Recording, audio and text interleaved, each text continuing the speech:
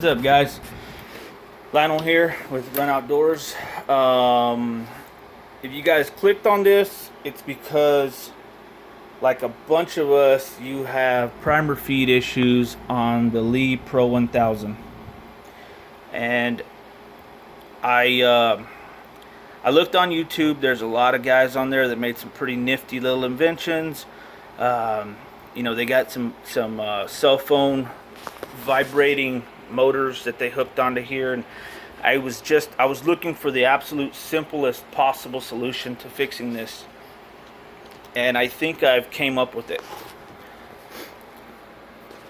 So don't mind all the holes. That was trying to figure out what was going to work on here, and I finally got it.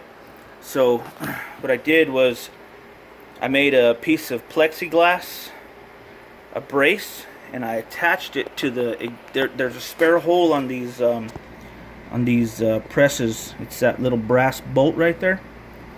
All this was made with a 6-inch piece of plexiglass and a small Harbor Freight belt sander. So there's no special parts, no special tools needed, no printing machine or anything like that. So the way this works is I got I think that's a number 10 brass bolt sitting there.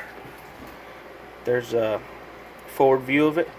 And what I did is I fabbed up a little arm with a sharp little point that sits inside that trough. It pivots on this bolt.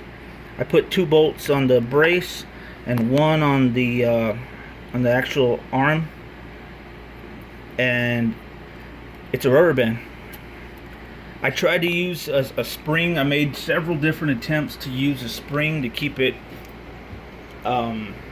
nice and streamlined, but I just couldn't get a spring that had enough tension or that would last long enough for what I wanted. And I mean, rubber bands are a dime a dozen, so works really simple.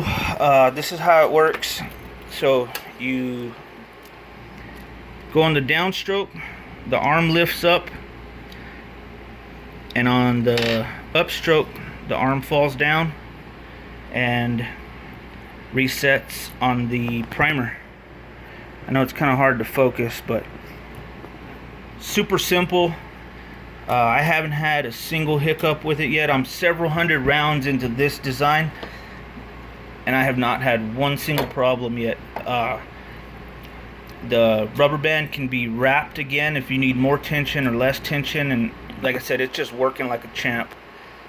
I don't have any kind of drawings or anything. I mean, this was just something that I made up as I went. But anyways, guys, the press is ran. This sucker can turn some ammo out once this issue's fixed. I mean, it's worked flawlessly. So I hope this helps, guys. Let me know if you have any questions. This is the absolute simplest design that I could have come up with. So anyways, hope it helps, guys. Have a good one.